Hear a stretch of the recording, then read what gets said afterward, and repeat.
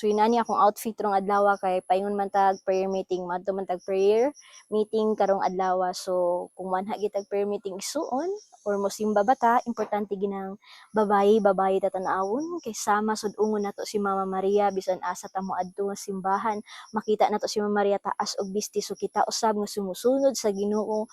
Kitang mga babayi kinahanglan mag-insakto tag bisti nga dili pud makasala ang atong mga igsuong lalaki nga maglantaw nga rika nato.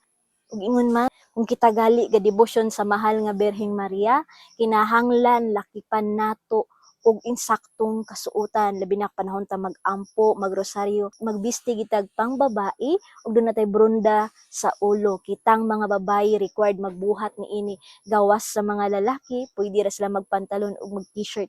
Pero kita galing mga babayi naagid na sa Biblia nga mabasa kinahanglan kung kita magdebosyon man sa mahal nga Birheng Maria, kung unsa iyang sinuotan mausab ang atong angay mahimong sumbanan kay siya ang modelo sa tanang simbahan sa tanang kababayen-an panahon mosimba. Kay ang pagsimba balaan kini ug kinahanglan gali kung kita bitaw moatubang sa Ginoo, makig-istorya sa Ginoo, kinahanglan balaan pud ta tan-awon.